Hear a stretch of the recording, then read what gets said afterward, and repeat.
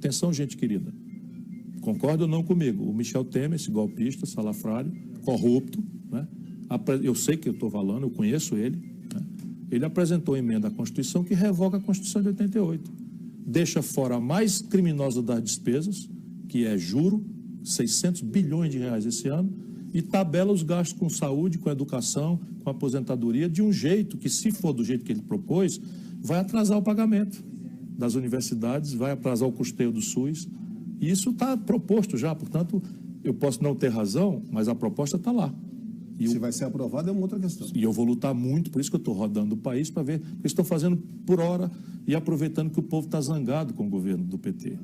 Como o PT, de alguma forma, o governo Dilma, de alguma forma, traiu a população, porque fez um tarifaço de energia depois da eleição, aumentou a gasolina depois da eleição, enfim, disse que ia fazer uma coisa, fez outra, nomeou, enfim. Então, eu compreendo a justa queixa do nosso povo.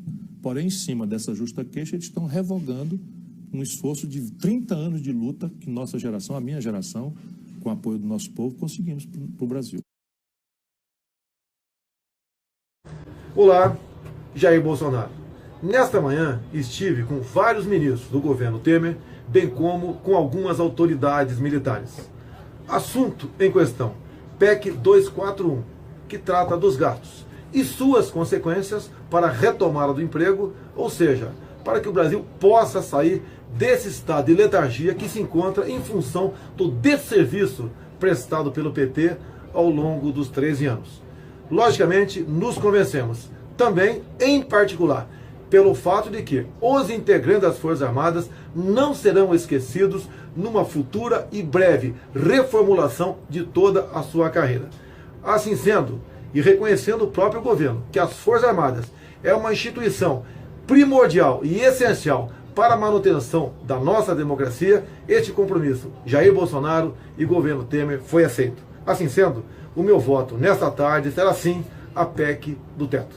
Um forte abraço a todos e fique com Deus.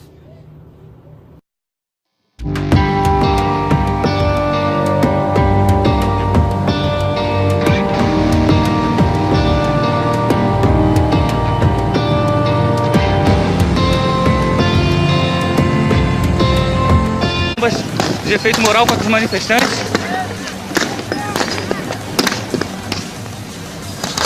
Os manifestantes voltam a recuar. Brasília se torna uma praça de guerra novamente nos protestos contra a aprovação da PEC pelo Senado Federal na manhã desta terça-feira. O gás lacrimogêneo aqui está muito forte. Volta a acuar os manifestantes, que agora estão todos encurralados.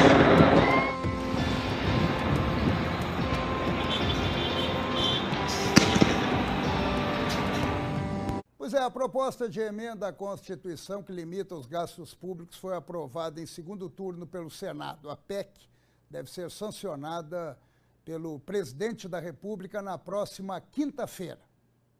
A chamada PEC do teto dos gastos foi aprovada em segundo turno por 53 votos a favor e 16 contra, 4 a mais do que o necessário.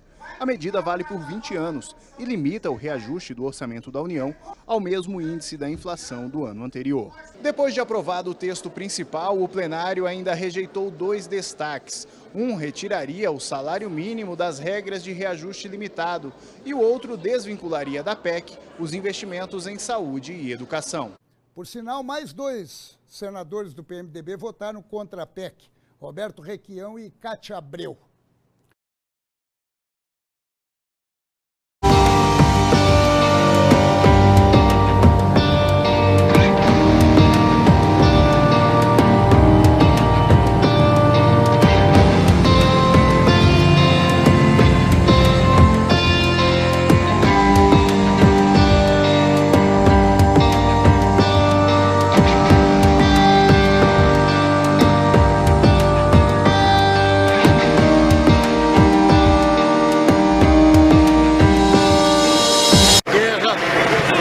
Violência absurda, uma perda completa de controle por parte da tropa, uma tropa totalmente desorganizada, violenta, sem comando, agindo de uma maneira, uma violência que nós nunca vimos.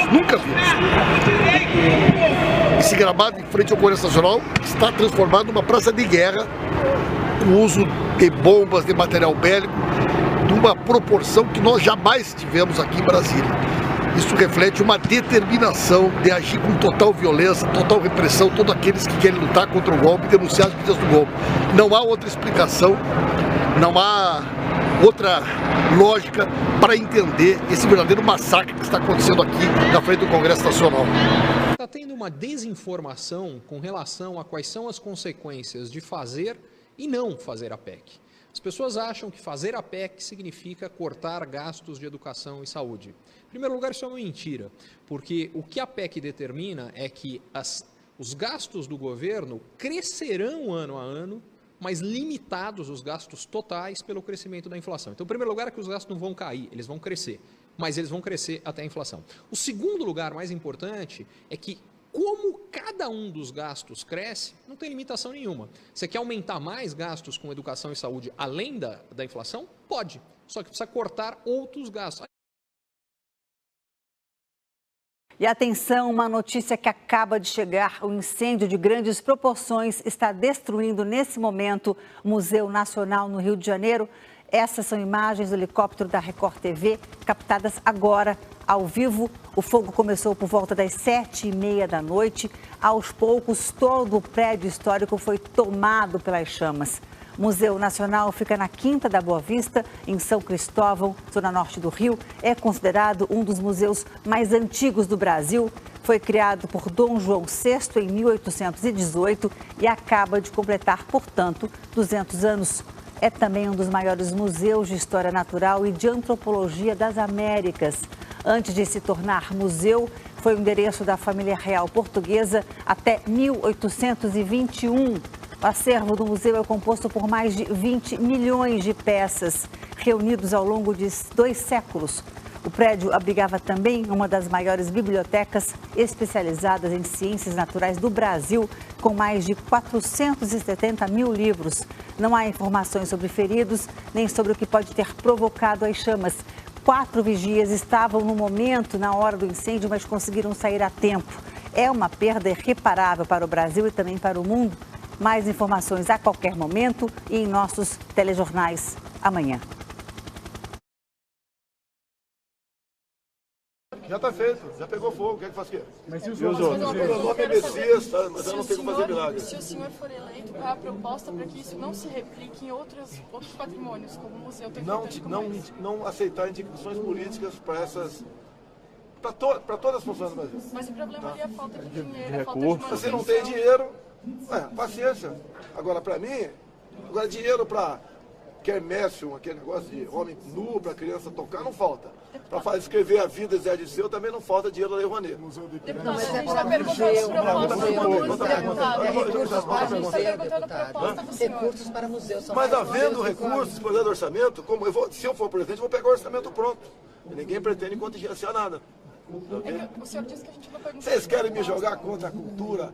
A cultura é importante, eu quero saber de cultura, a cultura raiz. Recursos, sim, via Lei Rouanet para artista que está iniciando a carreira, música caipira, sertaneja. 600 milhões de reais destinados para obras e manutenções no museu. Onde isso foi parar? Agora todo mundo está chocado com o incêndio no museu. Agora o passado e os objetos perdidos são discutidos e lembrados. O descaso dos governos Lula, Dilma e Temer sempre foram notórios. Museu nunca foi a preservação histórica do passado. Se tornaram depósitos de empregos de socialistas, comunistas, cabides de emprego, onde a história é o que menos importa, e sim o acerto, o favor e a corrupção. Volta a algum protagonismo. Se você quiser mesmo apurar para fora da retórica e da propaganda qual é o compromisso que um homem público tem com este, com aquele ou com aquele outro assunto, veja como ele tratou este, aquele ou aquele outro assunto no orçamento. Todo mundo pode falar o que bem quiser entender. Então, repare uma coisa. O Brasil, com apoio do Alckmin, com apoio do Bolsonaro, com apoio do Meirelles, com apoio do Álvaro Dias, votou uma aberração chamada Emenda 95. A Emenda 95, com status constitucional, que não há precedente em nenhum lugar do planeta, diz o seguinte: o Brasil está proibido de investir em educação, saúde, segurança, ciência, tecnologia, cultura, moradia, estrada, porto, aeroporto, ferrovia e tudo mais que vocês imaginarem que seja agenda popular por 20 anos, salvo o nominal do ano passado, mais os 3% de inflação que está ocorrendo. Fizeram isso de forma tão estúpida que não se coordenaram sequer com a execução orçamentária criticamente trágica do governo Temer. E aí vamos pegar primeiro ciência e tecnologia.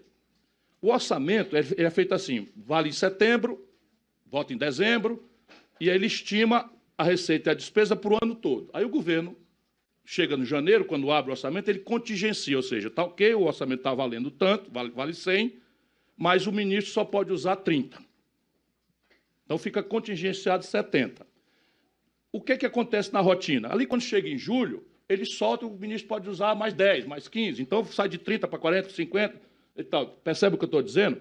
Como não tem coordenação, nem projeto, nem nada, é só irresponsabilidade para vassalagem ao baronato financeiro, eles não se coordenaram. Aí meteram a emenda que congela e pegaram o Ministério da Ciência e Tecnologia no limite do contingenciamento, o menor valor dos últimos 16 anos. E, em cima disso, entra a Constituição dizendo que tem que pegar isso daí e só subir 3 pontos. Por 20 anos.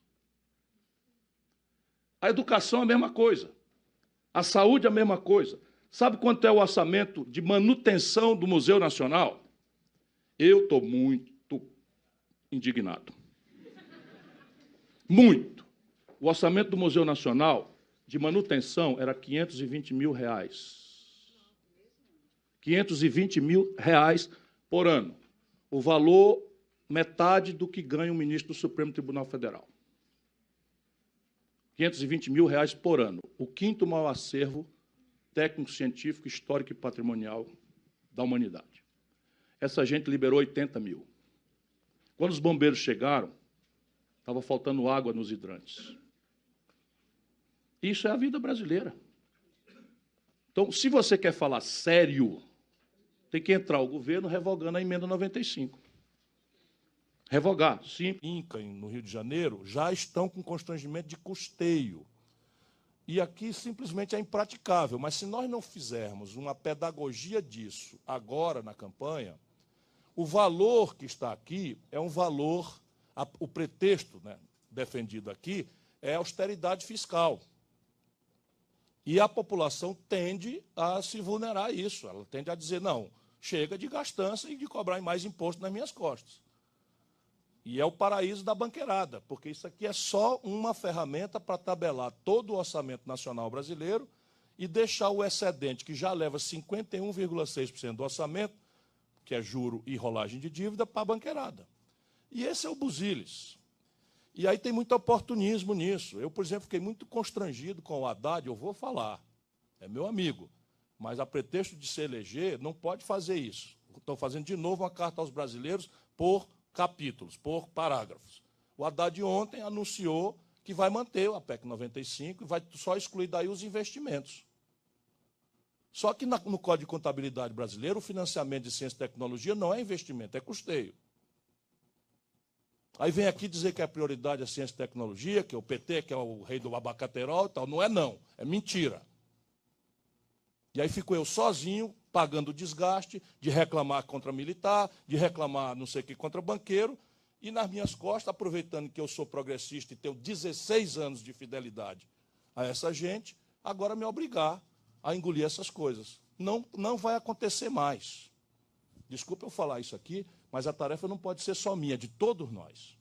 A tarefa é de todos nós. Ou a gente cria um ambiente popular agora de comprometer com a revogação da 95, ou todos os programas de todos os meus adversários e o meu são mentira. Eu sou meio duro, mas a palavra não é outra, é mentira. Você dizer que vai melhorar a educação, que vai melhorar a saúde. Sabe o que é que essa PEC 95 impõe? Que você não renova os carros da polícia.